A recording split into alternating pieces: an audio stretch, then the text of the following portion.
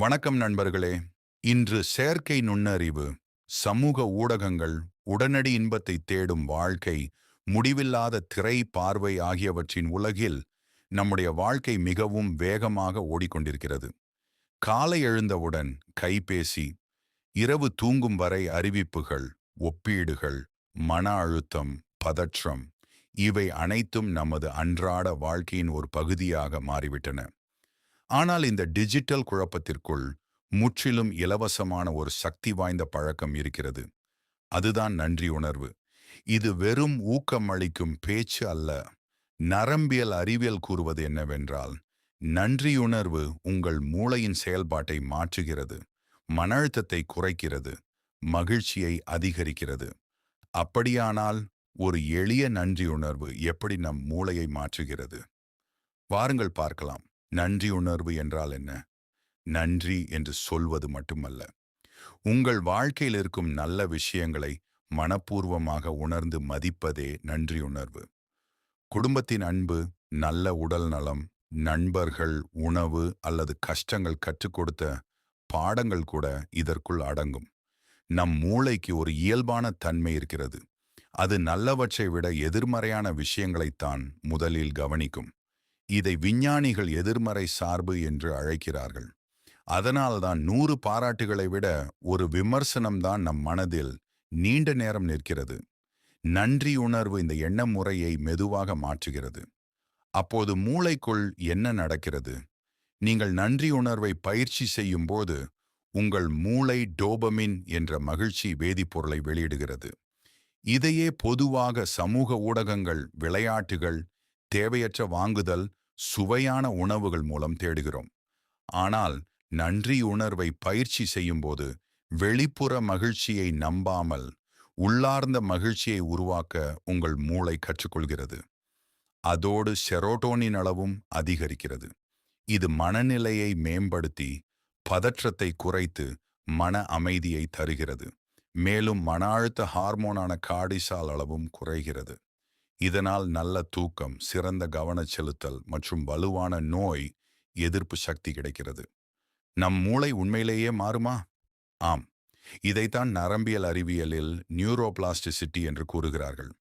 தினமும் குறைகளை மட்டுமே நினைத்தால் அதற்கான நரம்பு இணைப்புகள் வலுப்பெறும். அதேபோல் தினமும் நன்றியுணர்வை பயிற்சி செய்தால் நேர்மறையான சிந்தனைக்கான நரம்பு இணைப்புகள் வலுப்பெறும். எளிமையாகச் சொன்னால், நீங்கள் தினமும் என்ன நினைக்கிறீர்களோ அதற்கேற்ப உங்கள் மூளை தன்னை மாற்றிக்கொள்கிறது. மனநலத்திற்கு இது எப்படி உதவுகிறது? இன்று மன அழுத்தம், சோர்வு, தனிமை, பிறருடன் ஒப்பிடும் பழக்கம் மிகவும் அதிகமாகிவிட்டது. சமூக ஊடகங்களை திறந்தாலே மற்றவர்களின் வெற்றிதான் தெரிகிறது. அதன் பிறகு நம் வாழ்க்கையை அவர்களுடன் ஒப்பிடத் தொடங்குகிறோம். நன்றியுணர்வு இந்த ஒப்பீட்டு பழக்கத்தை உடைக்கிறது. ஆய்வுகள் கூறுவதாவது, நன்றியுணர்வு குறிப்பேடு எழுதுபவர்களுக்கு மனச்சோர்வு அறிகுறிகள் குறைகின்றன. பிரச்சினைகள் மறைந்து விடாது, ஆனால் அவற்றை பார்க்கும் பார்வை மாறிவிடும். அதுவே மன உறுதி. உடலுக்கும் இதன் பலன் இருக்கிறதா? நிச்சயமாக இருக்கிறது. நன்றியுணர்வை பயிற்சி செய்பவர்கள் விரைவாக தூங்குகிறார்கள். அவர்களின் தூக்கத்தின் தரமும் மேம்படுகிறது. மன அழுத்தம் குறைவதால் நோய் எதிர்ப்பு சக்தியும் அதிகரிக்கிறது. இதய ஆரோக்கியத்திற்கும் இது நல்ல பலனை தருகிறது. இரத்த அழுத்தத்தை சீராக வைத்திருக்க உதவுகிறது. ஒரு சிறிய பழக்கம், ஆனால் முழு உடலுக்கும் நன்மை செய்கிறது. உறவுகளுக்கும் இது மிகப்பெரிய பலனை தருகிறது. மனப்பூர்வமாக சொல்லப்படும் ஒரு நன்றி உறவுகளை வலுப்படுத்துகிறது. பெற்றோர், நண்பர்கள், வாழ்க்கை துணை, பணியிட நண்பர்கள் அனைவருக்கும் பாராட்டும் நன்றியும் தேவை. ஒருவர் நன்றியுணர்வை வெளிப்படுத்துவதை பார்க்கும் மற்றவர்களின் மூளையிலும் மகிழ்ச்சி மையங்கள் செயல்படுகின்றன. அதாவது நன்றியுணர்வு பரவும் தன்மை கொண்டது. இதை எப்படி ஆரம்பிப்பது? தினமும் இரவு தூங்குவதற்கு முன் நீங்கள் நன்றியுடன் நினைக்கும் 3 விஷயங்களை எழுதுங்கள். பொதுவாக அல்ல, குறிப்பாக எழுதுங்கள். உதாரணமாக, இன்றுக்கு அம்மா எனக்கு பிடித்த உணவை செய்தார்கள், அல்லது இன்று என் நண்பர் என்னை ஊக்கப்படுத்தினார்.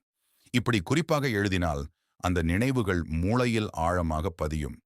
இன்னொரு நல்ல பழக்கம், உங்கள் வாழ்க்கையில் மாற்றத்தை ஏற்படுத்திய ஒருவருக்கு நன்றி கடிதம் எழுதுங்கள். அதை அனுப்பாவிட்டாலும் பரவாயில்லை. எழுதும் செயல் மட்டுமே மூளையில் நல்ல மாற்றங்களை உருவாக்கும்.